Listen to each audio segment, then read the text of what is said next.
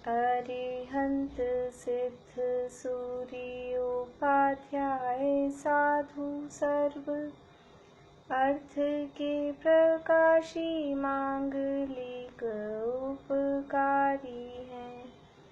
तिन्ह को स्वरूप जान रागते भई जो भक्ति काय को नवाए स्तुति को चारी है। धन्य धन्य ते नहीं ते काज सब आज भई कर जोर बार बार वंदना हमारी है। मंगल कल्याण सुख ऐसो हम चाहत हैं। हो मेरी ऐसी दशा जैसी तुम धारी है। हो मेरी ऐसी दशा जैसी तुम धारी है।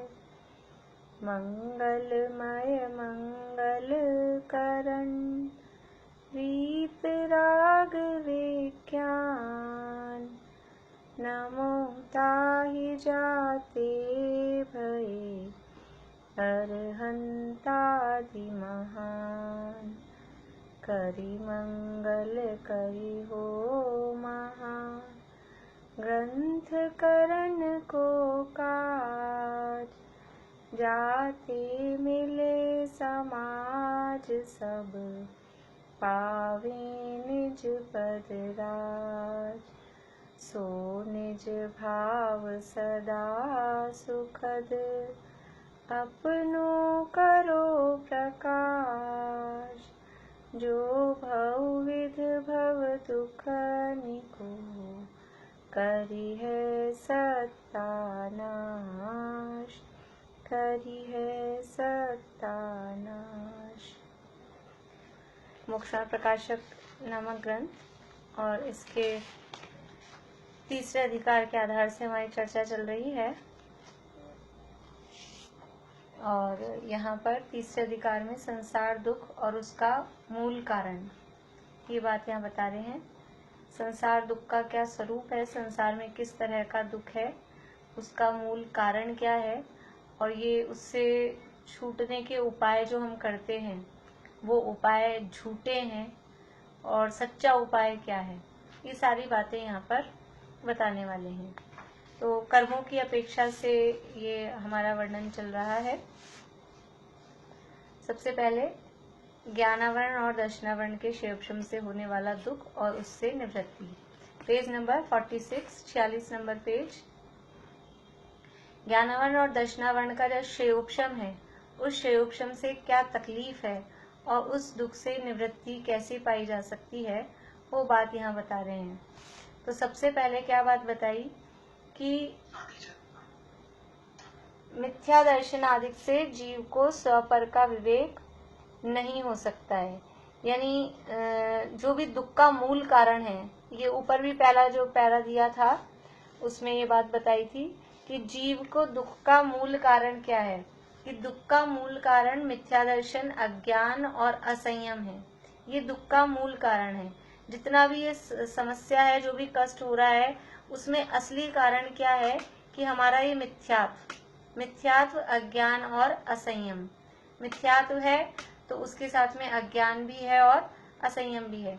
एक बात मैं बता देती हूँ, कल वो जो शैवक्षमिक भाव के भेद कहे थे, 18 भेद, तो वो 4 ज्ञान, 3 अज्ञान, 3 दर्शन और 5 लब्धियां हैं।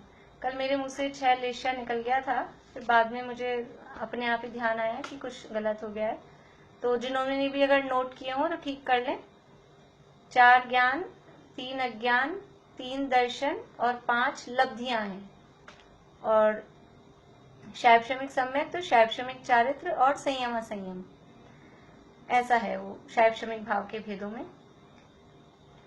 तो ये दुखों का मूल कारण मिथ्या दर्शन, मिथ्यात्व के साथ होने वाला जो ज्ञान है वो अज्ञान या मिथ्या ज्ञान है। और मिथ्या दर्शन और मिथ्या ज्ञान के साथ जितना जो कुछ आचरण है, वो सारा आचरण, वो सारी प्रवृत्ति मिथ्या चारित्र कहलाती है। इसकी बहुत यानी मिथ्यात्व के साथ रहने वाला ज्ञान और आचरण वो भी मिथ्या क्यों है, कि ज्ञान क्यों मिथ्या हो जाता है। उसके उदाहरण दिए तत्वार्थ सूत्र आदि शास्त्रों में, कि जैसे हमारे पास कोई पदार्थ है, वो पदार्थ तो हमारा बढ़िया है, शुद्ध है, लेकिन उसको जिस बर्तन में हमने डाला वो बर्तन गलत था, वो बर्तन अशुद्ध था, वो गंदा था। तो वो जो अच्छी चीज हमने उसमें डाली, दूध है बिल्कुल बढ़िया, लेकिन उसको हमने भगुनी में डाला, वो भगुनी गंदी थी, वो भगुनी अशुद्ध थी, तो वो अच्छा दूध भी सारा क्या होता है, वो खराब हो जाता है। ऐसे ही हमारी श्रद्धा विपरीत है, उस श्रद्धा का बर्तन वो मिथ्या है, तो उसमें जो कुछ भी जानना हो रहा है वो सारा ज्ञान भी उल्टा होगा, मिथ्या होगा, और वो सारी जो आचरण है, जो प्रवृत्ति है, वो भी सब मिथ्या होगी। देखिए एक बार फिर से जो पहला पैरा है कर्मों की अपेक्षा से, उसकी लास्ट लाइन देखिए, 46 पेज के पहला पैरा, उसकी लास्ट लाइन। चारित्र मोह के उदय से हुआ कषाय भाव, उसका नाम असंयम है। उससे जैसे वस्तु स्वरूप है वैसा नहीं प्रवर्तता, अन्यथा प्रवृत्ति होती है। कि वस्तु का स्वरूप क्या है, वस्तु का स्वरूप ये है कि पर पदार्थों में सुख नहीं है, विषय भोगों में सुख नहीं है, ये वस्तु स्वरूप है। लेकिन प्रवर्तन कैसा होता है, प्रवर्तन ये होता है कि विषयों में सुख मानता है। ये क्यों हो रहा है, कि ये मिथ्यात्व के कारण ऐसा ये जो प्रवर्तन हो रहा है, इसका नाम असंयम है। क्योंकि वस्तु स्वरूप जैसा है उसके अनुरूप प्रवृत्ति नहीं हो रही।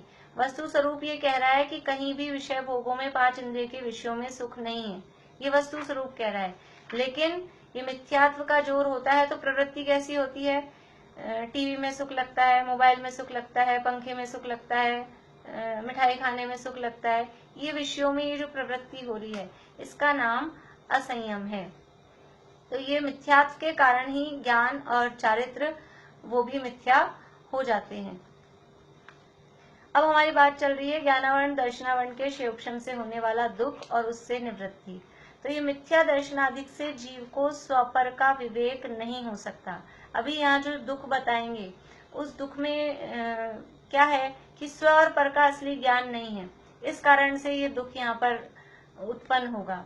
तो ये स्व और पर का असली ज्ञान, मैं कौन हूँ, पर कौन है, ये विवेक, ये भेद ज्ञान, ये क्यों नहीं हो रहा है, कि मिथ्या दर्शन आदि के कारण, मिथ्या दर्शन, मिथ्या ज्ञान और मिथ्याचारित के कारण ये स्वपर का विवेक नहीं हो सकता।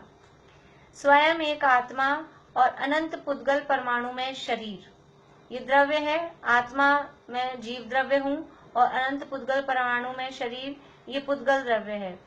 इनके संयोग रूप मनुष्य आदि पर्याय उत्पन्न होती है।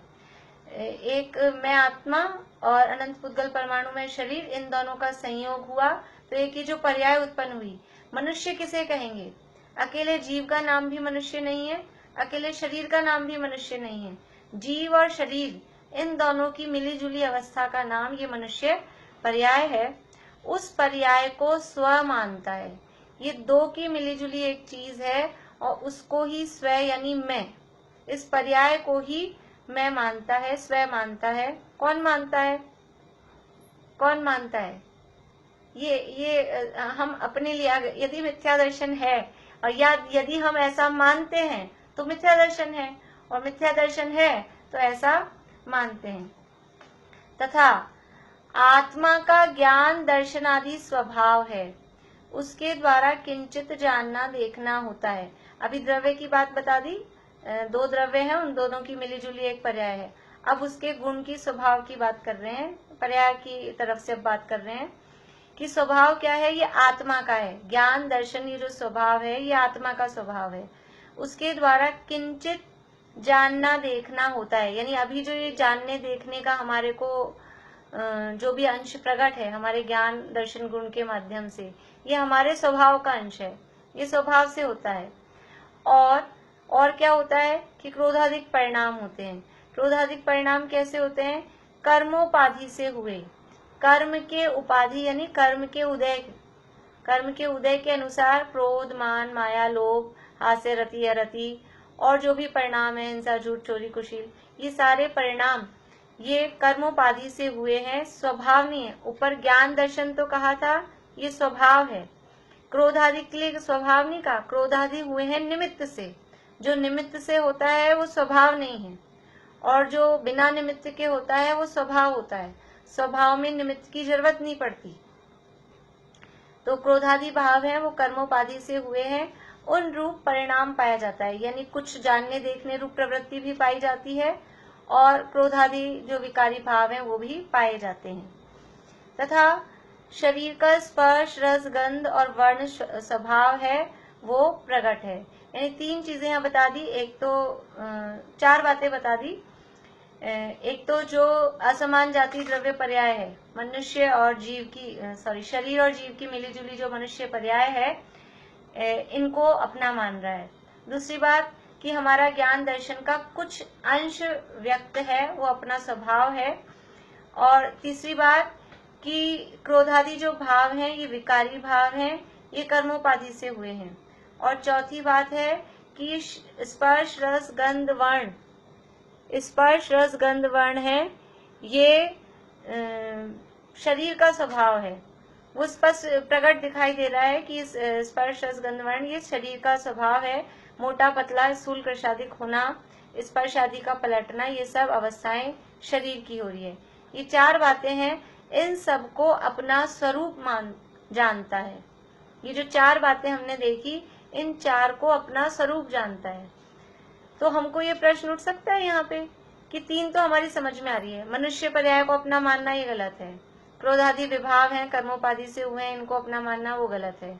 मोटा पतला होना, स्पर्श, रस, गंध, वर्ण होना ये शरीर का स्वभाव है, उनको अपना मानना वो भी गलत है। फिर यहाँ ये कहा कि जो ज्ञान दर्शन आदि अपने स्वभाव हैं उनको अपना मानता है, तो इसमें क्या गलत करता है? उससे जो जानना देखना हो रहा है उसको अपना मानता है, तो इसमें क्या गलत है? तो यहाँ कह रहे हैं कि आत्मा का ज्ञान दर्शन स्वभाव है, ये तो बात ठीक है, लेकिन उसके द्वारा किंचित जानना देखना हो रहा है। हमारा स्वभाव कैसा है? किंचित जानना देखना हमारा स्वभाव नहीं है। स्वभाव तो सर्व को जानना देखना है। अपना इतना ही स्वभाव मान रखा है कि बस इतना जितना अभी हम जानते देखते हैं इतना ही हमारा ज्ञान दर्शन का स्वभाव है। और ये जो कुछ थोड़ा बहुत जानना देखना हो रहा है उसमें भी वो कर्म का सहयोग साथ में है। तो कर्म के सहयोग से जो भी काम हो रहा है वो अपना स्वभाव नहीं है। लेकिन अभी स्थिति क्या है कि इन सबको अपना स्वरूप जानता है। अब आगे वहां ज्ञान दर्शन की प्रवृत्ति इंद्रिय और मन के द्वारा होती है, इसलिए यह मानता है कि ये त्वचा, जीभ, नासिका, नेत्र, कान, मन मेरे अंग हैं, इनके द्वारा मैं देखता जानता हूँ। ऐसी मान्यता से इंद्रियों में प्रीति पाई जाती है। जो ज्ञान दर्शन की प्रवृत्ति हो रही है, जो ऊपर बात की थी किंचित जानना देखना हो रहा है, ये ज्ञान दर्शन की जो प्रवृत्ति है, ये जो जानना देखना हो रहा है, ये कैसे हो रहा है? ये अपने आप नहीं हो रहा, क्योंकि हमको अभी जो ज्ञान है वो मति ज्ञान शुद्ध ज्ञान है, और मति शुद्ध ज्ञान है वो इंद्रियों मन के माध्यम से जानता है। तो ये जो जानने देखने की प्रवृत्ति है ये इंद्रिय और मन के द्वारा होती है। इंद्रियां कौन सी हैं? स्पर्शन, रसना, घ्राण, चक्षु और कर्ण, ये 5 इंद्रियां हैं। तो इन इंद्रिय और मन के द्वारा जानना देखना होता है, इसलिए यह मानता है कि ये त्वचा मीन्स स्पर्शन इंद्रिय, जीभ यानी रसना इंद्रिय, नासिका यानी नाक, नेत्र इंद्रिय घ्राण इंद्रिय, नेत्र यानी आंख, और कान यानी ये कर्ण इंद्रिय, और मन ये मेरे अंग हैं। क्योंकि जानना देखना हो रहा है, हम सोचें कि आंख, नाक, कान, जीभ ये नहीं हो, त्वचा नहीं हो और मन नहीं हो, तो हम कैसे जान देख सकते हैं? हमें किसी चीज का स्वाद लेना है और जीभ नहीं हो तो स्वाद लेके बताएं, कैसे स्वाद ले सकते हैं? नहीं ले सकेंगे। हमारे अगर स्पर्शन इंद्रिय नहीं है तो ठंडे गरम का, रूखे चिकने का, हल्का भारी का कैसे ज्ञान हो सकता है? नहीं हो सकता है। यदि कान नहीं है, कान खराब है, तो शब्द सुन के बताइए, कोई आवाज सुन के बताएं, नहीं सुनाई दे सकता है। तो ये जो हमारी अभी जानने देखने की प्रवृत्ति हो रही है, ये इंद्रियों और मन के द्वारा विचार हो रहे हैं। जितने विचार चल रहे हैं ये विचार क्या है? ये मन के द्वारा हो रहे हैं। तो क्या मानते हैं? ये इतना समझ लीजिए अनादिकाल का ऐसा संस्कार है और इसके बिना कभी हमको लगता ही नहीं कि इसके बिना हम जान देख पा सकते हैं। इसके अलावा भी इनके बिना भी ज्ञान हो सकता है। तो बस यही हमको ज्ञान के माध्यम लगते हैं। तो ऐसा मानता है कि ये जो हैं ये मेरे अंग हैं, इनके द्वारा मैं देखता जानता हूँ। ऐसी मान्यता से इंद्रियों में प्रीति पाई जाती है। ये आंखें हैं तो जब तक सही है अपने हाथ पांव चलते हैं, ऐसा लोग कहते हुए दिखाई देंगे, हम भी ऐसा सोचते हैं कि अपने हाथ पांव चलते हैं जब तक, तो सब पूछते हैं और सही अपन कर सकते हैं तो अपने हाथ पांव सही रखें। थोड़े बुजुर्ग हो जाते हैं तो कि हमको ज्यादा घूमना फिरना नहीं है, ज्यादा सड़क पे इधर उधर जाना आना नहीं है। क्यों?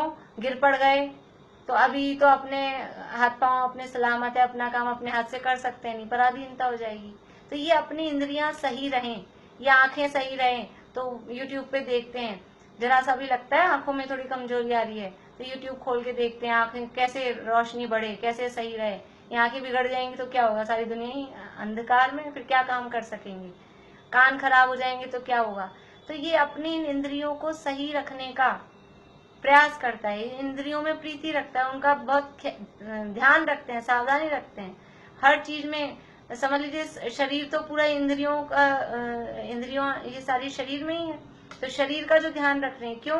क्योंकि इसके माध्यम से हमारा ये जानना देखना जो भी हमारे काम हो रहे हैं ये सब अभी इन दिनों में समझ लीजिए फोन का कितना ध्यान रखते हैं। अगर हम फोन में चला रहे हैं अपनी क्लासेज, जो भी काम हो रहे हैं हमारे, अभी तो थोड़ा चलो खुल गया है माहौल, बिल्कुल जब लॉकडाउन था तो फोन को कितना संभाल के रखते थे, फोन और उसका चार्जर।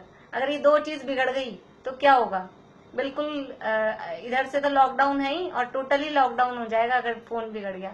तो उसका कितना ध्यान रखते हैं। ऐसे ही ये इंद्रियां हमारे सारे ज्ञान का माध्यम है, जानने देखने का सारा काम इनके माध्यम से होता है।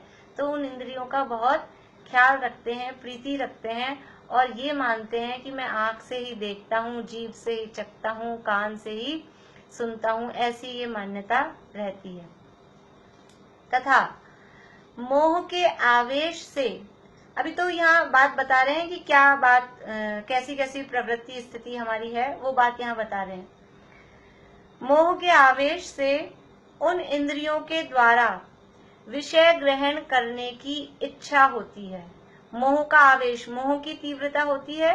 तो इन इंद्रियों के माध्यम से हम कुछ भी जो जो इंद्रियों के विषय हैं, जीभ के माध्यम से कुछ स्वाद लेने का इच्छा होती है, कान के माध्यम से कुछ सुनने की इच्छा होती है, स्पर्शन इंद्रिय के माध्यम से समझ लीजिए अभी गर्मी का मौसम है तो ठंडा ठंडा हमको स्पर्श मिले, ठंडी हवा लगे, यानी गर्मी ज्यादा लगती है ना, तो कहीं दीवार ठंडी हो रही होगी तो दीवार पे हाथ लगा लगा के ठंडक लेंगे, कहीं कोमल स्पर्श होगा तो उसमें उस पे हाथ लगाएंगे। ये क्या है? ये उनके द्वारा, इंद्रियों के द्वारा उन विषयों को ग्रहण करने की इच्छा होती है। पहले वेलवेट चलता था, मखमल, तो बचपन में अब वो मखमल पे हाथ फेरो तो बड़े अच्छा लगता है, वो कोमल कोमल होता है। तो कैसी इच्छा होती है? इस पे हाथ फेरते रहें, इस पे हाथ फेरते रहें। तो ये विषयों को ग्रहण करने की इच्छा होती है। क्यों होती है? ये मोह, क्योंकि वो चीज हमको मोह है, मिथ्यात्व है, उससे सुख लगता है। मोह क्या है? कि उन विषयों को ग्रहण करके हम सुखी होंगे, इसका नाम है मोह। यह है मिथ्यात्व। उस मिथ्यात्व के आवेश से इंद्रियों के द्वारा विषय ग्रहण करने की इच्छा होती है और उन विषयों का ग्रहण होने पर उस इच्छा के मिटने से निराकुल होता है, तब आनंद मानता है। अब वो जो विषयों का ग्रहण कर लिया तो विषयों का ग्रहण करने से वो इच्छा पूरी हो गई। तो इच्छा पूरी होती है तो वो क्षणिक थोड़ी सी शांति लगती है। बहुत तेज गर्मी लग रही थी और एसी के आगे आगे खड़े हो गए, कूलर के आगे आगे खड़े हो गए तो थोड़ी ठंडी हवा लगी तो क्षणिक शांति लगती कि हाँ अब आराम लगा। तो वो विषयों का ग्रहण हुआ, वो इच्छा हुई ठंडी हवा हम ले, और ठंडी हवा हमने ली तो वो इच्छा मिटी, उससे निराकुल होता है, तब आनंद मानता है। ये कैसा है? ये आनंद, ये आनंद कैसा है? देखिए उसके लिए उदाहरण देते हैं। ये जो विषय ग्रहण करने की इच्छा है, ये आगे लास्ट में भी बताएंगे, अभी इच्छा का प्रकरण आएगा इसी अधिकार के अंत में। तो ये विषय ग्रहण करने की कैसी इच्छा होती है उसका वर्णन आगे भी आएगा। तो अभी तो देखिए ये जो हमको आनंद हुआ, ये अभी हमको गर्मी लग रही थी, ठंडी हवा हमने खा ली या कुछ ठंडा पानी पी लिया तो थोड़ी सी शांति मिली, निराकुलता हुई, वो उससे जो आनंद आया, मजा आया, मजा आ गया। गर्मी लग रही थी बहुत और ठंडा ठंडा आपने शिकंजी बना के पिला दी, तो ठंडी ठंडी शिकंजी पीते ही आनंद आया। तो ये आनंद कैसा है? क्या मानते हैं कि उस कूलर से मुझे हवा आई ना, वो कूलर से मुझे सुख हुआ। ये जो मुझे आनंद आ रहा है ये कूलर में से आ रहा है, एसी में से आ रहा है, या उस शिकंजी में से मुझे आनंद आ रहा है, ऐसा मानते हैं। तो वो कैसी है मान्यता? जैसे कुत्ता हड्डी चबाता है, उससे अपना लोहू निकले, उसका स्वाद लेकर ऐसा मानता है कि यह हड्डियों का स्वाद है। टोडरमल जी साहब ने 3 जगह कुत्ते का उदाहरण दिया है। अभी ये समझ लीजिए अपना पहला आया है, और एक तो मैंने आपको 2 बार बता ही दिया है, वो गाड़ी के नीचे चलने वाला। अभी एक और है तीसरा। तो एक कुत्ता हड्डी चबाता है, कुत्ते को सूखी हड्डी मिल जाती है। हड्डी में क्या है? वो सूखा है, उसमें कुछ मांस तो है नहीं, तो वो हड्डी मिली, अब वो हड्डी को चबाता है। तो हड्डी तो बहुत हार्ड है, कड़क है, उसको चबाने से वो तो उसमें अंदर से तो कुछ आने वाला है नहीं। अब वो हड्डी चबाता है तो होता क्या है इतनी हार्ड चीज से कि अंदर के जबड़ा उसका वो फट जाता है, अंदर सारा मुंह छिल जाता है, जबड़ा फट जाता है, और जबड़ा फट जाता है तो अंदर खुद के मुंह में से ही खून आता है, खुद का ही। और क्या समझता है? कुत्ता हड्डी चबाता है, उससे अपना लोहू निकले, लोहू मीन्स अपना ब्लड आए, खून निकले, उसका स्वाद लेकर ऐसा मानता है कि हड्डियों का स्वाद है। वो खून निकले जा रहा है मुंह, और उसको और मजा आ रहा है, अच्छा खून इसमें से स्वाद आ रहा है, और जोर जोर से उसको चबाता है तो वो और ज्यादा जबाड़ा फटता है और खून निकलता है। और क्या सोच रहा है? ये हड्डियों का, इस हड्डी में से स्वाद आ रहा है, कितना बढ़िया स्वाद आ रहा है। उसी प्रकार यह जीव विषयों को जानता है। हम तो विषयों को जानते हैं, ठंडी हवा आई उसको जाना, शिकंजी में से मिठास आई, जो भी उसका स्वाद आया उसको जानता है, उससे अपना ज्ञान प्रवर्तता है। अपना ज्ञान के माध्यम से केवल हमने उसको जाना है। स्पर्श इंद्रिय के माध्यम से जो ठंडा गरम लगा उसको क्या किया? हमने जाना। किसी भी इंद्रिय के माध्यम से किसी भी विषय को जानते हैं, ज्ञान प्रवर्तता है, ज्ञान की प्रवृत्ति है। उसका स्वाद लेकर ऐसा मानता है कि यह विषय का स्वाद है। ये जो ठंडी हवा फील हुई ये अपने ज्ञान से जानने में आई है, ये हमारे ज्ञान का स्वाद है। जो हवा की ठंडक आई है वो हवा की ठंडक अपने में नहीं घुसी, एक वो हवा अलग द्रव्य है। हवा में इतना जल्दी समझ में नहीं आता, आप समझ लीजिए रसगुल्ला है, तो वो रसगुल्ला एक अलग द्रव्य है, मैं जीव द्रव्य हूँ, और रसगुल्ले का स्वाद मुझे आया तो रसगुल्ला पुद्गल द्रव्य है, पुद्गल का स्वाद मुझे आ जाए, कैसे आएगा? पुद्गल का स्वाद यदि मुझे तब आए कि जब मैं खुद पुद्गल बन जाऊं। उसका स्वाद लेने के लिए मुझे खुद को पुद्गल बनना पड़ेगा, या तो वो रसगुल्ला जीव हो तब मैं उसका स्वाद ले सकता हूँ, या फिर वो मैं पुद्गल हो जाऊं तो मैं उसका स्वाद ले सकता हूँ। 2 भिन्न भिन्न द्रव्य हैं, उसके गुणों का, उसके अवस्था का स्वाद अनुभव हम कैसे कर सकते हैं? स्वाद मीन से उसकी फीलिंग, वो हम कैसे कर सकते हैं? तो जो जीव है वो जीव तो अपनी ही फीलिंग करता है, अपना ही अनुभव करता है। जीव में क्या है? जीव में ज्ञान है, तो वो अपने ज्ञान दर्शन का ही अनुभव करता है।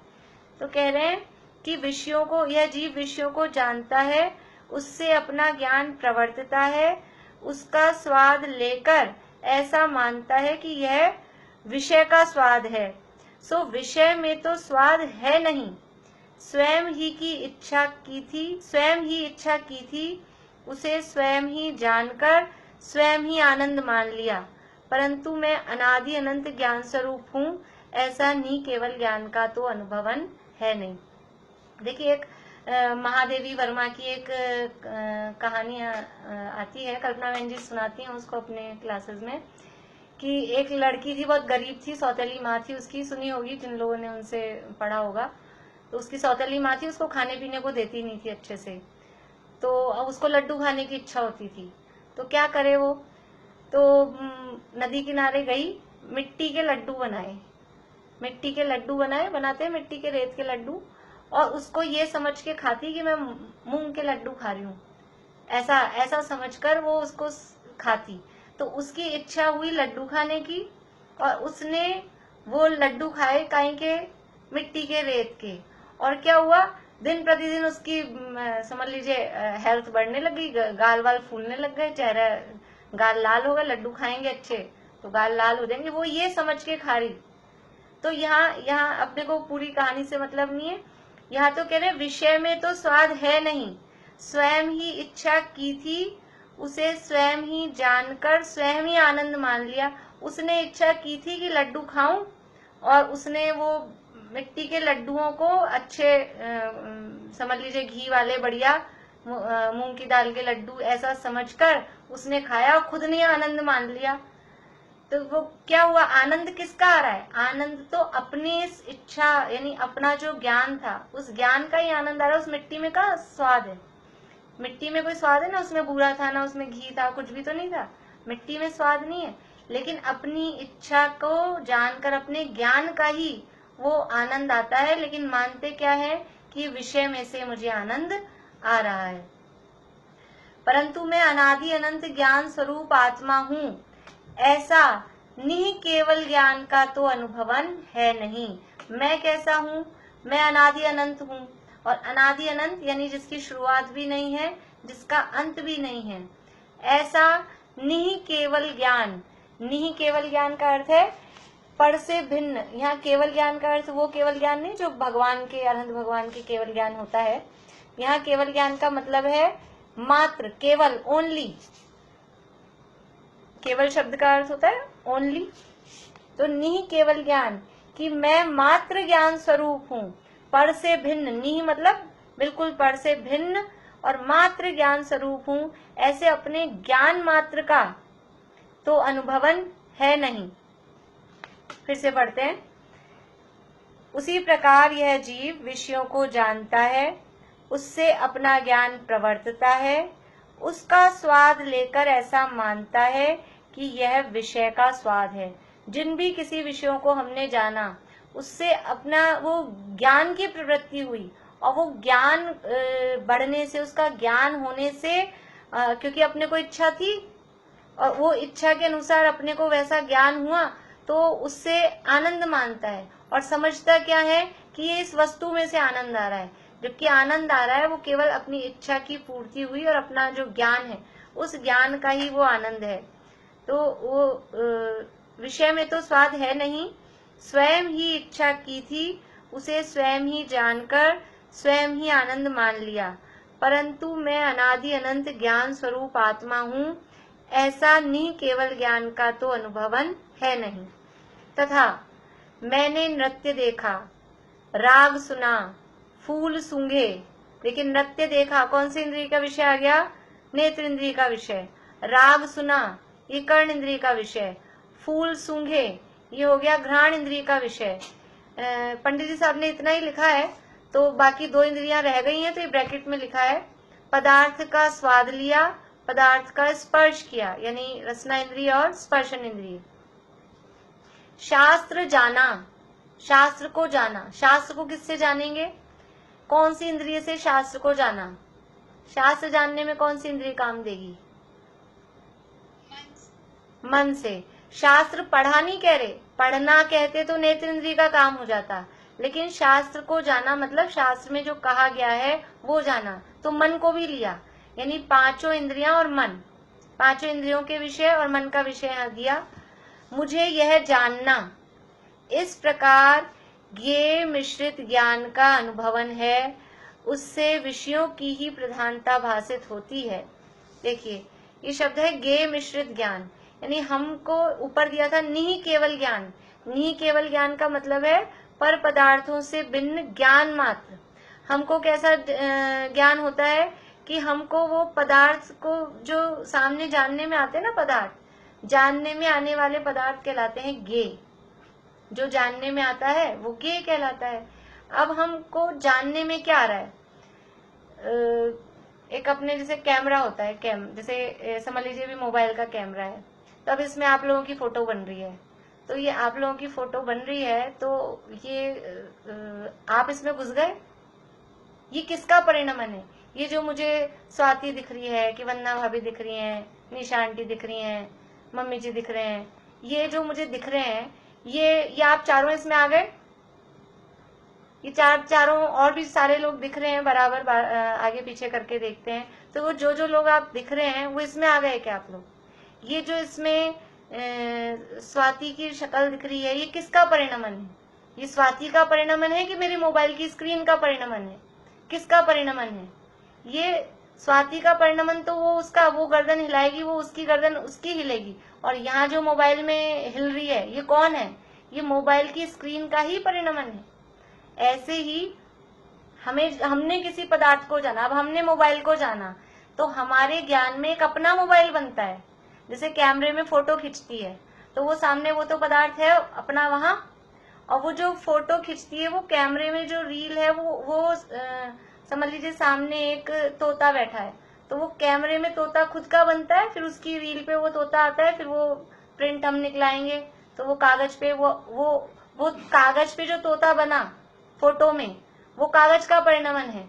उसकी रील पे जो तोता आया है वो उस रील का परिणमन है, और जो एक्चुअल में तोता है वो तोता अलग है सामने।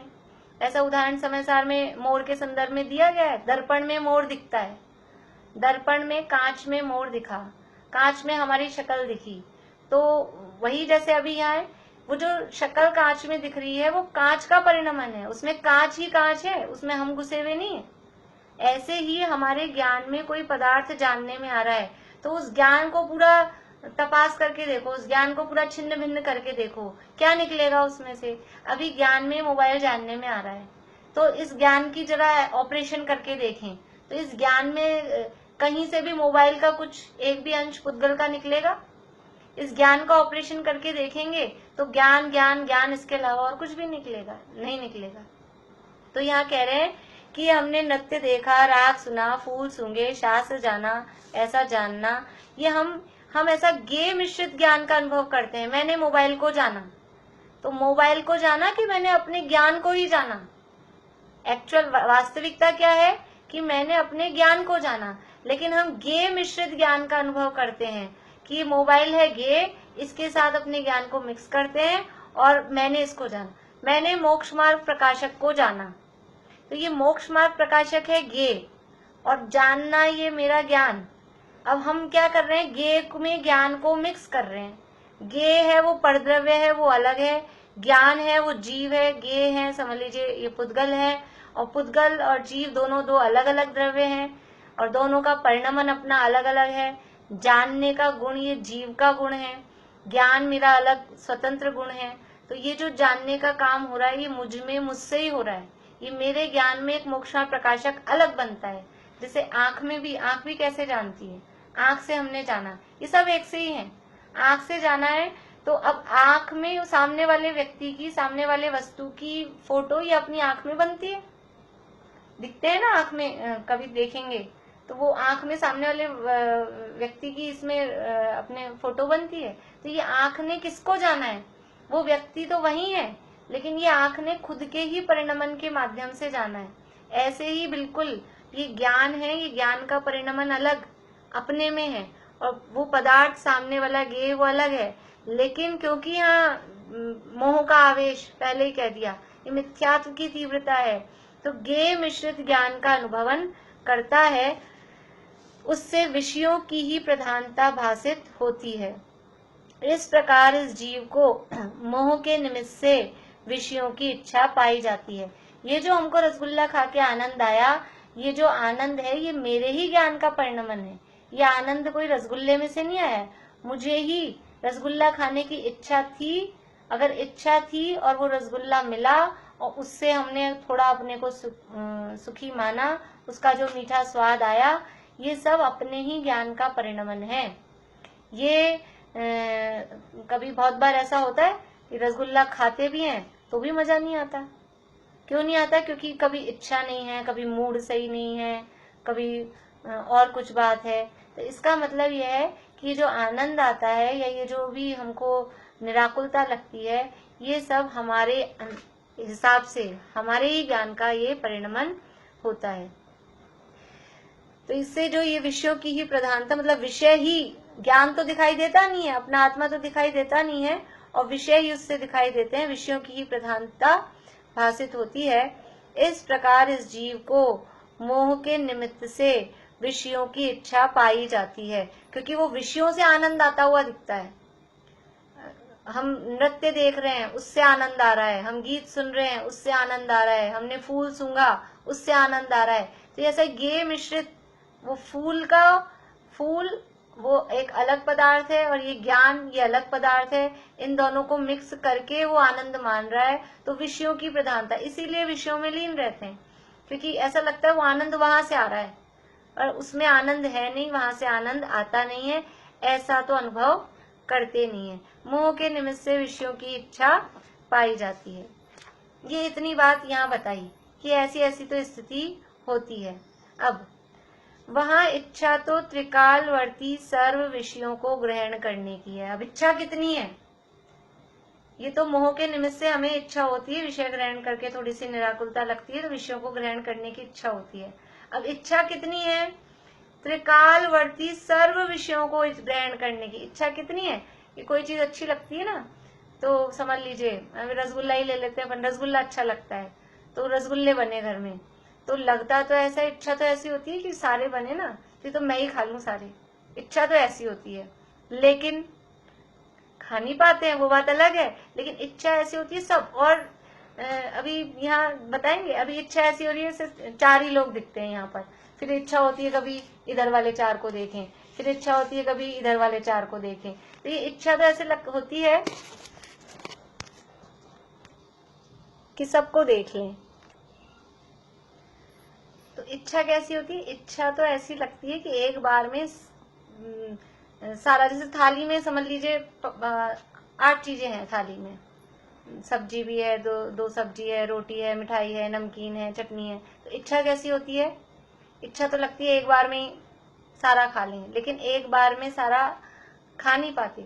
इच्छा कैसी होती है? देखिए, मैं सर्व का स्पर्श करूं, सर्व का स्वाद लूं, सर्व को सूंघूं, सर्व को देखूं, सर्व को सुनूं, सर्व को जानूं। इच्छा तो इतनी है। टीवी में 100 चैनल आते हैं और इच्छा तो ऐसी लगती है ये भी देख लूं। अब हर चैनल को मचका के वो रिमोट से कि ये देखें, फिर अच्छा उस पे क्या आ रहा है वो देखें, फिर उस पे क्या आ रहा है वो देखें, फिर इच्छा तो होती है ये वाला भी देख लें, फिर इच्छा होती है वो वाला भी देख लें, पर एक ही समय में सारे। हमारी स्थिति खराब होती है। ये तो टीवी वालों की छोड़ो, अक्टूबर वाला शिविर होता है ना, अक्टूबर वाले शिविर में एक साथ 3-3, 4-4 क्लासें, अब ये भी अच्छी लग रही है, इसमें भी बैठना चाहते हैं, उसमें भी बैठना चाहते हैं, इसमें भी पढ़ना चाहते हैं, उसमें भी पढ़ना चाहते हैं, अब एक ही समय चल रही है, क्या करें?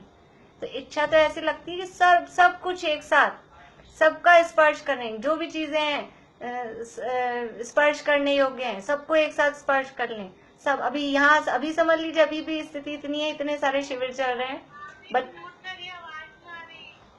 आवाज नहीं आ रही।